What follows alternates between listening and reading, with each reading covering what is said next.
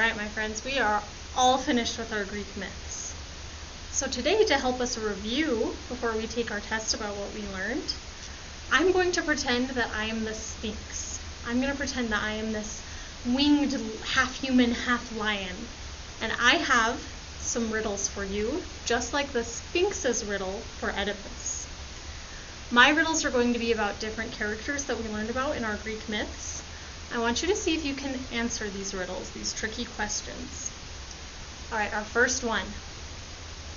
I am a very strong man who has to seek help from Apollo to learn how to control my own temper. Who am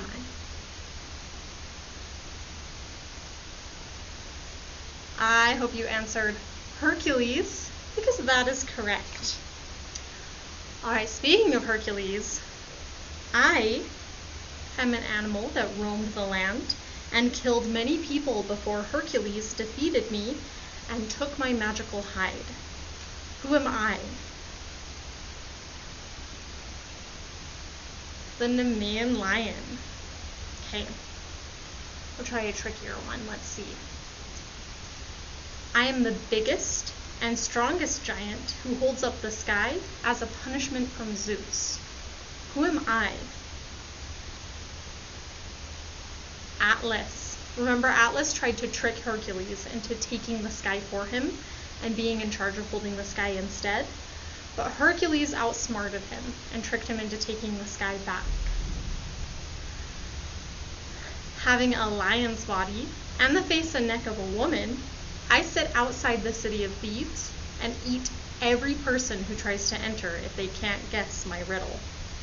Who am I? I talked about her at the very beginning, the Sphinx, who is full of riddles. I am the person that solved the riddle of the Sphinx, causing her to fall to her death. Oh. Who am I? Oedipus. We talked about him a little bit too.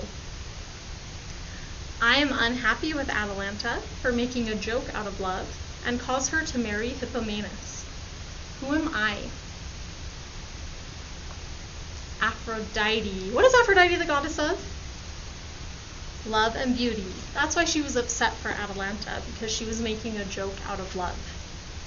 Let's do a couple more about some stories we read earlier. Let's see. I kidnapped Persephone, Demeter's daughter, and caused Demeter to grow so sad that she stopped taking care of the plants. Who am I? Hades. Hades is the god of the underworld, or the land of the dead. I created the first mortal humans and stole fire from Mount Olympus for them. Who am I? Prometheus. Remember, Prometheus's name means looking forward or thinking ahead. And his brother, Epimetheus, is the one that created all of the other animals. His name means looking backward or hindsight. Okay, let's do one more. I am a talented weaver who challenged Athena, the goddess of all handicrafts and the inventor of weaving, to a contest. Who am I? That was the weaver, Arachne. Remember, Arachne lost the contest, and when she told Athena that she was going to quit weaving, Athena grew upset with her and turned her into a spider so that she would have to weave forever and ever. All right, my friends, I think you are ready for our test. Go ahead and pull up the PDF that is attached to this assignment. There are 3 different parts to our test today. The first part of our test has a series of thumbs up and thumbs down next to each number. Just like in all of our other tests, this first set of questions will be about our vocabulary words that we learned about in our stories. I'm going to ask you a question about those vocabulary words. If the answer to my question is yes, you'll circle the thumbs up or fill it in. If the answer is no, you'll circle or fill in the thumbs down. I'll say each question once, and I'm going to have you pause until you're ready for the next question. Do your best, and remember, if you're not sure of the answer, it's better to guess than to leave it blank.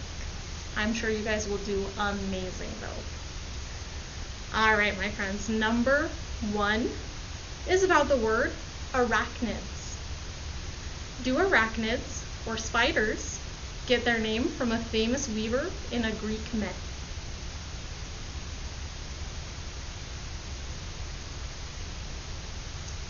Number 2 is about the word labyrinth. Is a labyrinth a tool someone uses to weave a picture?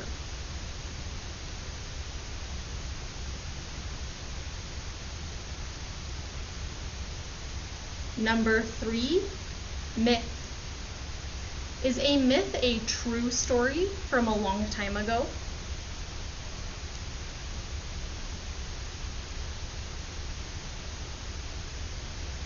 Number 4, Herculean. Is holding up the sky an example of a Herculean task?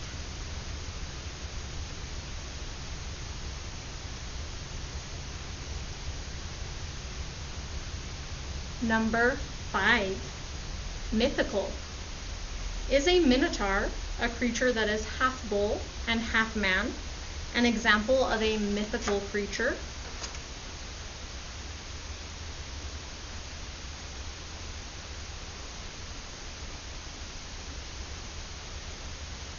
Number 6, spectators. Are the people watching a football game spectators?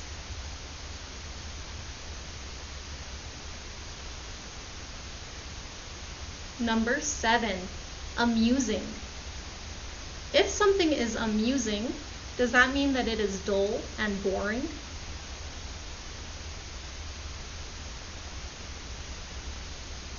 Number 8, retrieve. Does retrieve mean to go back and get?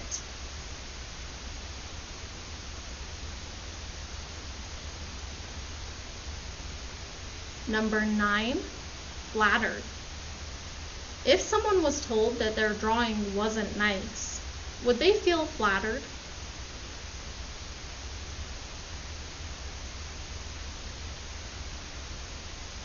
Number 10, unraveling.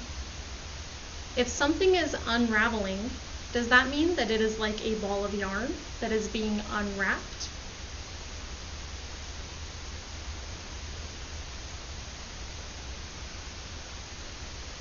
Number 11, proof. Are muddy footprints proof that someone has walked on the floor with dirty shoes?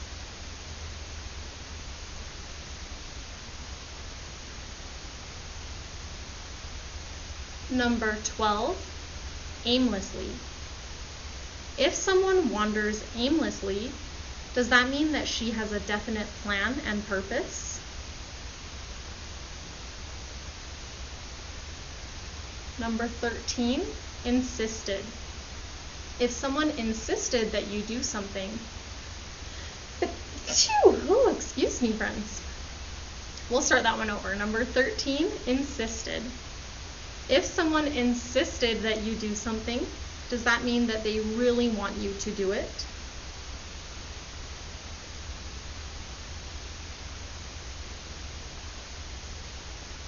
Number 14, guidance. If someone gives you guidance, does that mean that they help you figure out how to do something?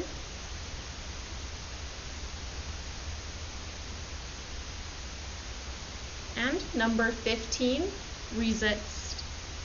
If you resist doing something, does that mean that you go ahead and do it with no issues?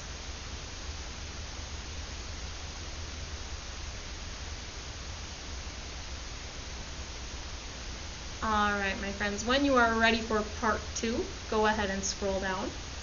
Part 2 in this domains assessments is just like part 1. We've got our thumbs up and thumbs downs. I'm going to ask you questions about the stories that we read. So this time they're not questions about words, but about the stories that we read. If the answer to my question is yes, you'll circle or fill in the thumbs up. If the answer to my question is no, you'll circle or fill in the thumbs down. Again, I will say each question once, and then I want you to pause until you're ready for the next one. I'll go pretty fast, so make sure you pause until you're ready for the next question. All right, my friends, number 1.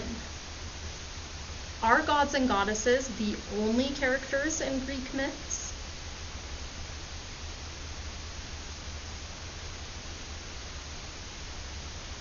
Number 2. Did the ancient Greeks think that Mount Olympus was the home of the 12 main gods and goddesses?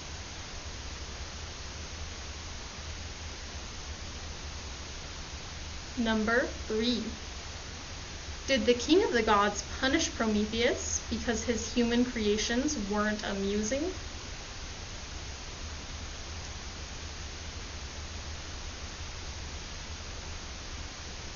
Number 4. Did Pandora's box contain lots of wonderful, happy things?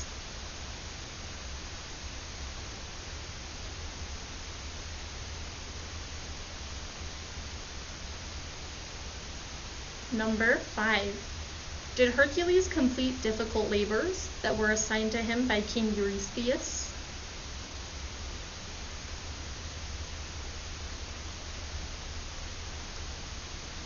Number 6. Did Icarus listen to his father and stay away from the sun?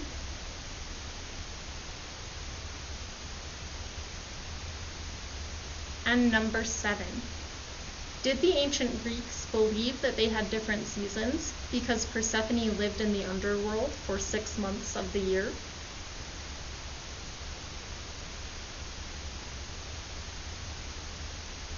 And number 8. Did Arachne boast that she was a better weaver than the goddess Athena?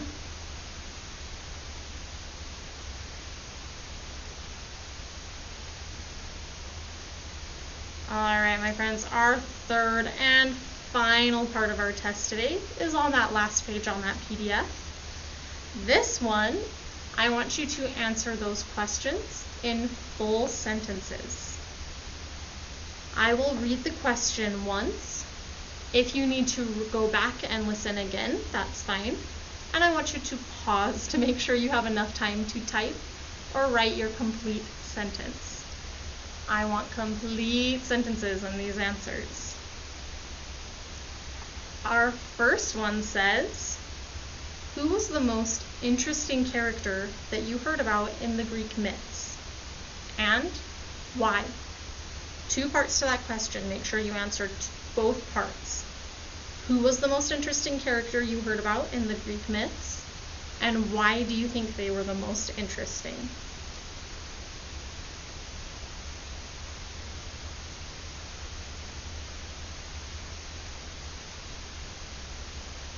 Alright, if you are not ready for number 2 yet, pause until you are. Number 2 says name and describe one non-human creature you heard about in these Greek myths. Name and describe one non-human creature that we heard about in these Greek myths.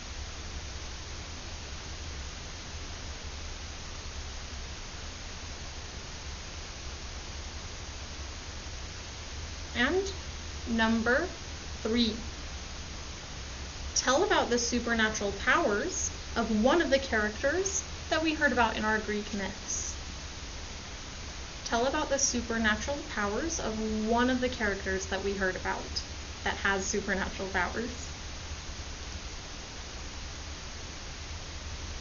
When you are done with all 3 of those questions, go ahead and turn in that PDF, and you are all finished with knowledge today. I will see you next time, where we will be learning about something completely new, and I'm really excited about it. I think it'll be fun. See you guys next time.